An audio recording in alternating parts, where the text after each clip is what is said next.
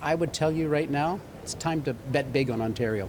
Now that the Ontario government knows who it'll be dealing with south of the border, the push is on to remind the incoming Trump administration of the tight trade relationship between the U.S. and Ontario. So it's going to be a constant reminder, and I'll call it a charm offensive, to remind them that we need each other in order for our both economies to grow. Minister Fedeli says he's headed back to Washington next month, then again in January.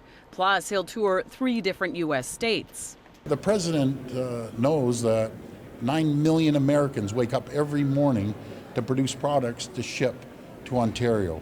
Premier Ford says Ontario also has critical minerals that the U.S. wants, needed for electric vehicle batteries and also for defense products. We've become an economic powerhouse now with the U.S. We're believing working together.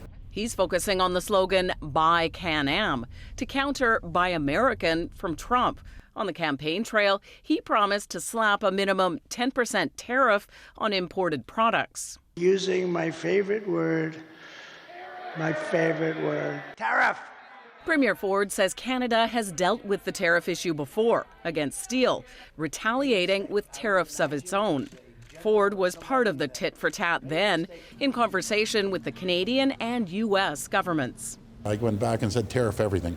That doesn't work. It doesn't work for either country. I think they realized that. They pulled the tariffs off extremely quickly. As for this time, dealing with the Trump administration 2.0. So I think there is reason to be concerned. Tariffs and instability might result, but we've been down this road before. Trump has also spoken out against electric vehicles, but EVs are a big part of the Ford government's economic policy. So there would be a concern for our EV industry in Ontario, what that means in terms of whether the United States is going to pump the brakes on that in terms of how fast they're adopting that technology. But one big factor that might change all this is Elon Musk. The world's richest man, who's the CEO of Tesla, was a major donor to Trump's campaign.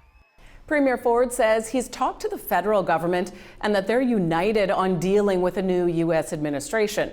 He expects other provinces will be as well. Lorenda, Reddekopp, CBC News, Toronto.